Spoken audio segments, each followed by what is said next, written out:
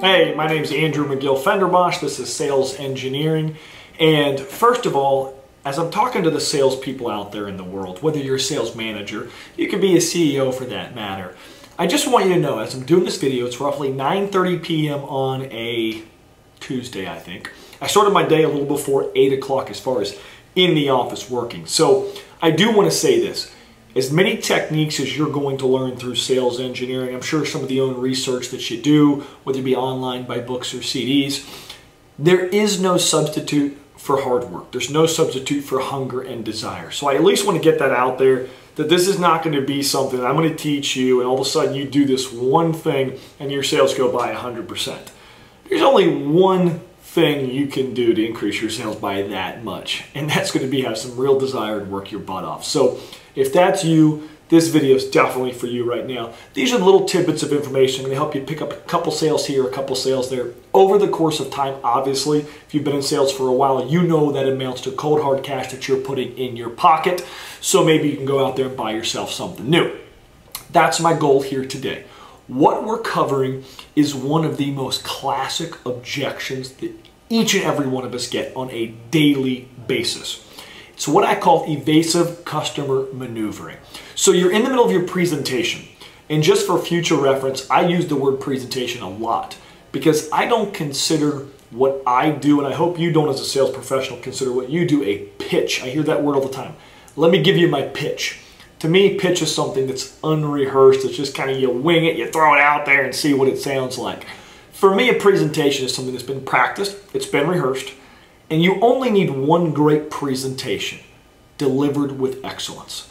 So, with that being said, as a closer, you do need a lot of different closing technique to get that customer hopefully from let me think about it to let me sign up, give me the pen. With that being said, every single customer that we talk with in some way, shape, or form makes decisions on a daily basis. We're talking to decision makers. I know there's other books that you've read, there's other CDs that you've listened to, there's other salespeople you've spoken with and talked with that tell you get on the phone with the decision maker.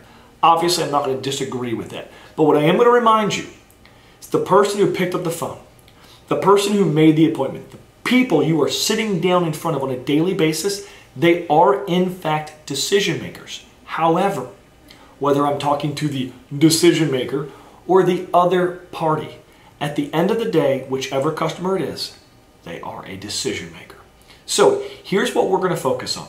When that person goes to deflect what I call responsibility for the buying decision, here's how it could work in a very simple transaction. We want to set up an appointment to go look at real estate. I tell you, I can't make that decision. My wife is the one who really wants to see the house. Give me a call back at 7 o'clock when she gets home. Now, for those of you who are salespeople, you're going to realize this is not some uncommon occurrence. This is a pretty consistent, steady occurrence. All this customer's doing that you're on the phone with is simply using evasive maneuvers and deflecting responsibility. If you're sitting down with somebody in person, and you're looking over insurance with them, and you get your papers out, and you're talking about the different options they have, and they say, hey, look, before we go too much further, I just want to let you know I can't make a decision today. My wife, my attorney, my whoever is going to want to look through this. What that customer, potential customer, is doing to you is what all of us do, me included. We walk into a department store knowing that we want to buy a pair of shoes. A sales clerk comes up to us and says, hey, can I help you find something? And what do we say? Just reflex. No thanks, just looking. No, and daggone well, we're not just looking. We came to buy a pair of shoes. We deflect responsibility in so many instances. So when this consumer says, let me think about it, because I'm not the one who makes the decision, it's my wife, it's my husband, it's my attorney, we're simply deflecting responsibility. Don't get mad. Don't accept that as a final answer. Remember, everybody we talk to is a decision maker. So I want you to write that down. Everybody I talk to is a decision maker. Got it? Okay, good. The reason I want you to write that down is because that now puts the responsibility on me, the salesperson, the closer, whomever it might be, to get their business, to get the order. If I allow them to deflect responsibility, it allows me to also deflect responsibility. Now it's not my fault I didn't close them. The husband wasn't there. The wife wasn't there. The attorney wasn't there. Somebody wasn't there. So when that next customer you talk to, it could be today, it could be tomorrow, whenever you watch the video and you decide to apply this information. When that customer tells you, hey, look, I appreciate what you're doing here, but my wife is the one who makes these kinds of decisions. You know, why don't we set up an appointment to come back and look at this piece of property when she's around? I was just, stopping by the area looking at some stuff. Here's what I want you to say back starting now. Mr. Customer, I completely understand you normally don't make the decision to do something like this. Here's my power statement. But let me share with you why. Other families, husbands, wives, whatever the scenario is, or let me show you, again, you got to take my words and use them to your line of work. Just keep that in mind. This is not about word for word. This is pretty close to word for word, but it's got to fit your business.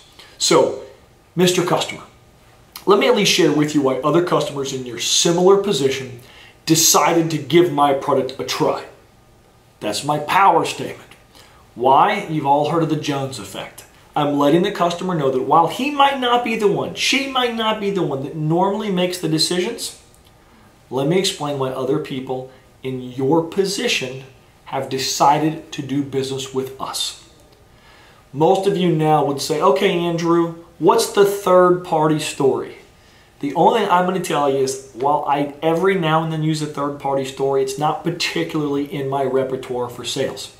I'm only going to let you know, because this is true, that other customers in your position have done business with me today, even though they're not the ones who normally make the decision. So I grab their attention with the power statement. Once you make a power statement, you got a bullet point. So here's how it could be live going full speed. You got a customer in front of you, and I'll of course say by phone since that is my line of work. You got a customer on the phone, and they say, hey Andrew, look, I'll be honest with you, I'm not the one who plans vacations. This is something that my wife does, so she'll be home in a couple of hours. Give us a call back then, because I could make a decision without running this by her first. I'm going to stop him. I'm going to say, hey, I'll tell you what, John, I've definitely been in your shoes before. And let me at least share with you why other guys, other husbands I've talked with in your exact same position who normally don't make the decision to plan a vacation have went ahead and purchased my product. That's my power statement. So let me share with you, let me tell you, or let me show you why other families, husbands, wives, doctors, attorneys, whatever it is. Again, shoe has to fit. So let me share with you, let me tell you, let me show you why other husbands, just like yourself, who normally don't do whatever that statement is, right? Whatever the statement is, who normally don't buy or plan the vacations, have decided to purchase my product. Power statement. You don't pause for too long, maybe a slight hesitation, but you don't pause for too long. Then what you're doing from there is you're bullet pointing. Power statement, here's the bullet point reasons. A, B, C. Never more than 3. Give 3 quick reasons for why husbands, wives or families, whatever it is, who normally don't make this decision, have decided to make this decision and purchase my product. A, B, C, ask for the business. It's that simple, all right? So just one more time, make sure you got it. Which is, hey, Andrew, that sounds great, but my wife is normally the person who makes these kind of decisions. Rebuttal, sales rep. Hey, John, look, I appreciate that, and as a matter of fact, there's a lot of customers that I do talk to in a very similar situation. However, let me at least share with you why those customers who normally don't make the decision to buy have decided to become a member with my such and such product. Bullet point A, bullet point B, bullet point C, ask for the business. It's that simple. You got to go out there today, use it every other day from here on out, and I promise you'll begin making more sales. Again, my name is Andrew McGill Fenderbosch. This is Sales Engineering. Thanks for watching. Until next time.